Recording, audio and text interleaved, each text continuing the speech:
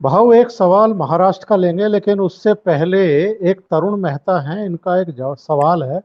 इन्होंने कहा है कि sir, why government not gone to supreme court in West Bengal.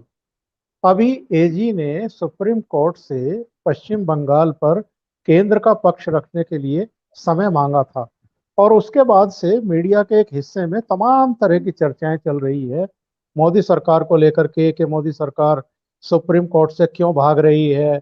वो अब केंद्र का पक्ष क्यों नहीं रख रही है पश्चिम बंगाल पर। तो जाहिर है, एजी ने अगर समय लिया है तो अभी केंद्र के पास कुछ तथ्यों की कमी होगी जिनको मंगाना होगा।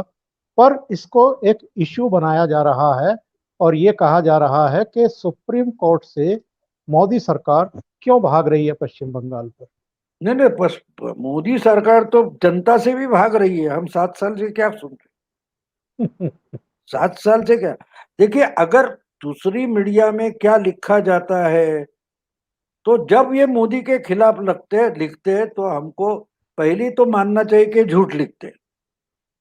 और झूठ लिखते ही अगर मान ले और पढ़े, तो आप उसमें क्या गलत लिखा है वो समझ सकते हो। अब कोई कोई भी परमवीर सिंह कोर्ट में गए, तो दूसरे अभी अभी तो कल परसों जो आई है, तो सुप्रीम कोर्ट ने बताया ईडी के मामले में कि अदर साइड सुनने के पहले तो हम अनिल देशमुख को कोई दिलासा रिलीफ नहीं दे सकते। तो दूसरी साइड सुप्रीम कोर्ट को सुननी है, इसलिए गवर्नमेंट के जो वकील है उन्होंने समय मांगा है। तो इसको जी। अगर भागना बोलते हैं, तो सरकार रोज सबसे भाग रही है, तो क्या करे भाई? भागने दो। हाँ, 2024 में भागेगी तो चुनाव में खड़ी भी नहीं होगी, तो आराम आराम से मोदी हारने वाले हैं, क्योंकि वो चुनाव से भी भागेंगे ना। अगर ये झूठा फैलाएंगे और हम उस पर ही ध्यान देते रहेंगे, तो हमको मोदी समझ में नहीं आएंगे। नहीं है, हमको कोर्ट का तरीका भी समझना चाहिए।